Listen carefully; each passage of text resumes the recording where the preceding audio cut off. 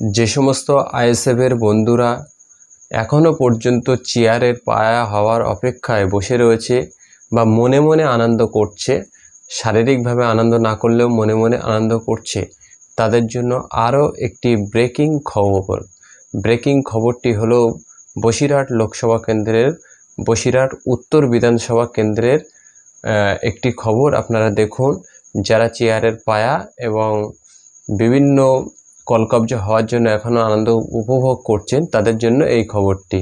মমতা বন্দ্যোপাধ্যায়ের নেতৃত্বে বাংলার জনমানুষের জননেত্রী মমতা বন্দ্যোপাধ্যায়, বাংলার মাননীয় মুখ্যমন্ত্রী, তার যে উন্নয়ন, সেই উন্নয়ন বাংলার সর্বস্তরের মানুষের কাছে পৌঁছেছে।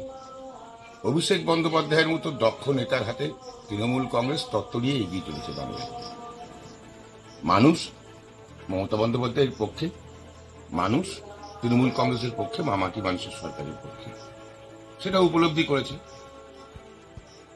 উপলব্ধি করার জন্যই চৈতা পঞ্চায়েতের উপপ্রধান এবং চৈতা পঞ্চায়েতের একজন আইএসএফ এর মেম্বার তারা তৃণমূল কংগ্রেসে যোগদান করবে। কিন্তু আপনাদেরকে জানিয়ে রাখি যে চৈতা গ্রাম পঞ্চায়েত কিন্তু তৃণমূল কংগ্রেসের পঞ্চায়েত, সেখানকার প্রধান তৃণমূল কংগ্রেসের, এবং সেখানে সংখ্যাগরিষ্ঠ 2/3 পঞ্চায়েত সদস্য তৃণমূল কংগ্রেসের পক্ষে। কিন্তু যেহেতু উপপ্রধান পদটা ছিল শিডিউল ট্রাইব সংরক্ষিত, সেহেতু তাপস মুন্ডা ওখানে সিপিএম থেকে নির্বাচিত হয়েছিলেন, তিনি ওখানে উপপ্রধান হন। আমাদের পরিবারে যোগদান করিয়েছি, স্বাগত জানিয়েছি।